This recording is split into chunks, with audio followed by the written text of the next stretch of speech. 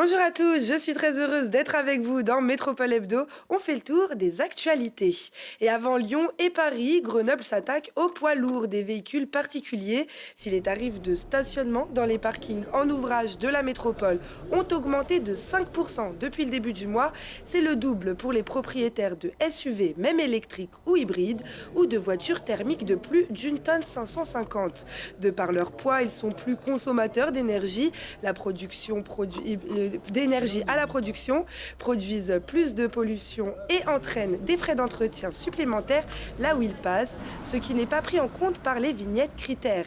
La métropole veut inciter les automobilistes à acheter des véhicules électriques plus petits qu'ils pourront recharger sur de nouvelles bornes à condition d'utiliser les parkings couverts.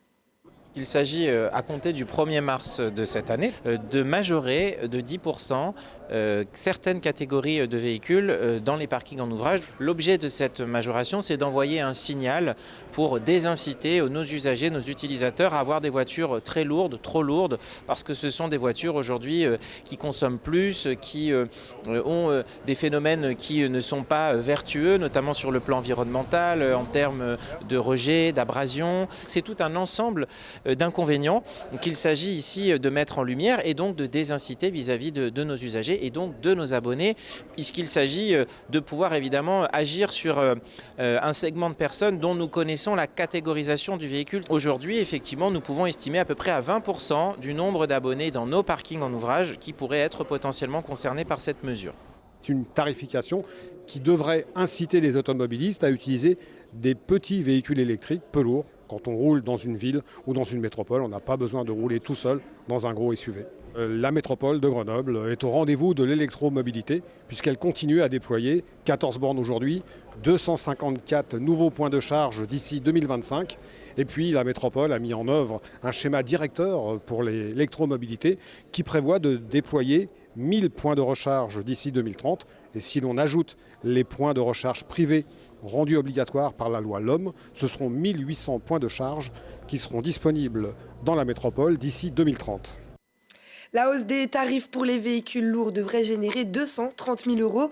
Grenoble l'envisage aussi pour les stationnements en voirie, mais comme c'est techniquement difficile à mettre en place, ça ne serait pas avant 2 ans. Donnez, la planète vous le rendra. Depuis le mois d'octobre, la donnerie des pauses minutes située au Polaire récolte les objets en bon état ou facilement réparables des habitants.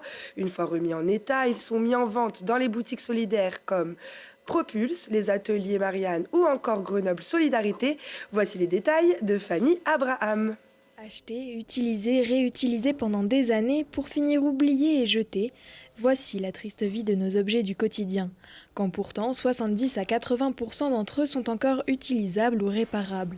Alors, dans le cadre de son action en faveur de la réduction des déchets et du réemploi des objets, Grenoble-Alpes Métropole ouvre à ses habitants le service de la donnerie des pauses minutes. L'objet de la donnerie, c'est que les citoyens ils puissent apporter des objets dont ils ne se servent plus, qui sont réemployables ou facilement réparables. Tous les objets sont triés, donc certains sont en mauvais état, donc on ne les garde pas, mais pour la plupart, on essaye quand même de faire en sorte qu'ils soient réemployables. On les teste aussi, puisqu'on a une zone de test de tout ce qui est électro. Et puis, on les nettoie. L'idée, c'est qu'ils soient prêts à être vendus. Et ce matin, on a fait partir des vélos, des choses comme ça, qu'on récolte aussi. Chaque mois, plus de 300 objets sont déposés ici. Des livres, du mobilier, des textiles et de l'électroménager. Parmi eux, près de 240 seront redistribués aux associations comme Emmaüs, Cycle & Go ou encore Ulysse, toutes actrices de Fabrica Nova. Donc Fabrica Nova, c'est une SIC, une société coopérative d'intérêt collectif qui rassemble 12 acteurs qui sont sur le territoire de Grenoble-Alpes Métropole.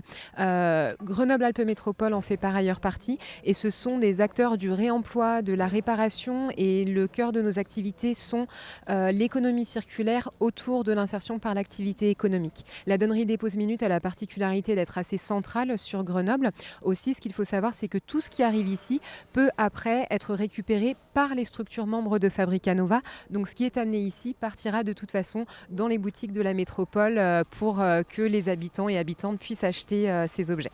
Alors, pour tous ceux qui souhaiteraient offrir un nouveau foyer à leurs objets inutilisés, la donnerie du Pôle R, située dans le sud de Grenoble, saura leur garantir une seconde chance en les plaçant entre de bonnes mains, prêts à entamer une nouvelle vie.